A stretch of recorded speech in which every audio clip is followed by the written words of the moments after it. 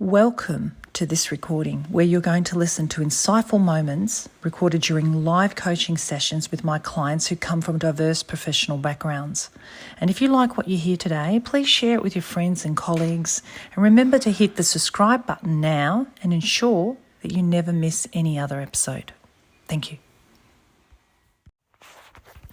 So when we're wanting to build confidence and we want to be something that we're not usually, we want to feel different about the way we communicate. We look at somebody else, like somebody who comes from a different country, perhaps in this case you said somebody who's Scottish or maybe even German, whatever, backgrounds, maybe Americans, who knows. That sense of confidence and that louder voice and the strong facial gestures, the sense of I'm invincible and I'm strong, and that voice that just bounces out, the enthusiasm, all of those things, they come from a couple of things.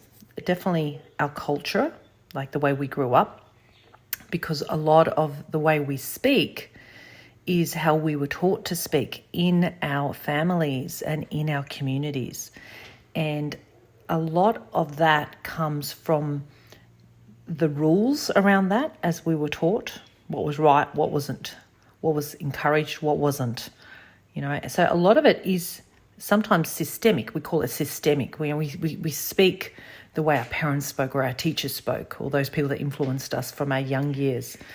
And so that is embedded in your nervous system. So even though we might admire it when we see it in somebody else, we also need to acknowledge, where are we coming from? I can enjoy the power of somebody and look at it and just appreciate it, and then say, okay, I'd love to do some of that, but how do I do it my way? This is very important, that there's an honoring to your system, because your own inner voice can always be strong and can also be quiet and weak. It just depends how you want to show up in a strong way and how do you want to show up in a softer way sometimes, depending, again, having that flexibility. And weak would be, a weak voice would be somebody that feels powerless and controlled by others, okay? So I usually say the voice, the way people show up, our confidence is a couple of things. It is our systemic systems and our culture, and it's also your personality, because even in your own family, you would have had brothers or sisters or cousins, and they, even though they all grew up in the same culture, they were different in the way they communicated based on their personalities. So with the Enneagram, there's 9 ego types, extended disc profiling, 4 energy types, and you've got Myers-Briggs.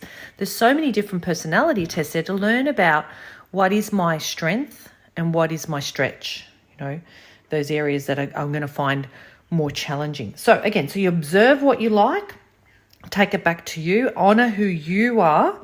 And in that, our personal growth is to say, this is great, because even if it's a weak trait or a trait that you're not liking, like I hold back, I don't speak out, I'm wanting to be stronger, even though you see that, it has a positive intention.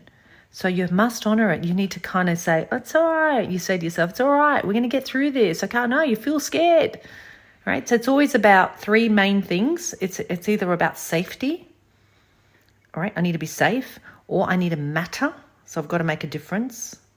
I need to be valued. Or it's going to be, I need to belong. I need to belong, and I don't want to be excluded or rejected.